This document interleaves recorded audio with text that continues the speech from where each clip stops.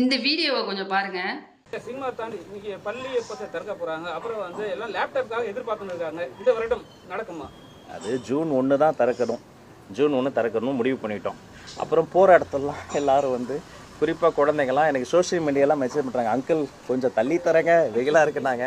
அப்புறம் மாண்புமிகு தமிழக முதலமைச்சரை போய் நான் பார்க்க போயிருந்தேன். பார்க்க போயிட்டு உட்காந்து பேசிகிட்டு இருக்கும்போது பல விஷயங்கள் பேசும்போது அப்படியே உட்காந்துருந்தேன். என்னப்பா அப்படின்னாரு. இல்லை இந்த மாதிரி பசங்களாம் கொஞ்சம் ஸ்கூலில் தள்ளி திறக்கலாமான்னு கேட்குறாங்க அப்படின்னேன்.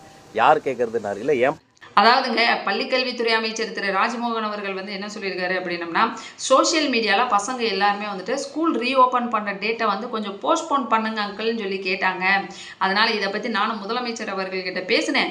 அவரும் வந்து ஓகே சொல்லிட்டாங்க. அதனால் இப்போ வந்து பள்ளிகள் திறக்கப்படுற டேட் வந்து கொஞ்சம் போஸ்ட்போன் ஆயிருக்கு அப்படின்னு சொல்லியிருக்காரு. ஓகே, இதவே வந்து நான் ஒன்று கேட்குறேன். இதே பசங்க வந்து சோஷியல் மீடியாவில் ஸ்கூல் ஓப்பன் பண்ணாதீங்க, க்ளோஸ் பண்ணிடுங்க அப்படின்னம்னா க்ளோஸ் பண்ணிடுவீங்களா? என்ன கொடுமை சார் இதெல்லாமே. அதே மாதிரி இந்த லேப்டாப், சைக்கிள் எல்லாம் கொடுக்குறீங்களே, அதில் வந்து ஸ்டிக்கர் ஒட்டாமல் கொடுப்பீங்களா?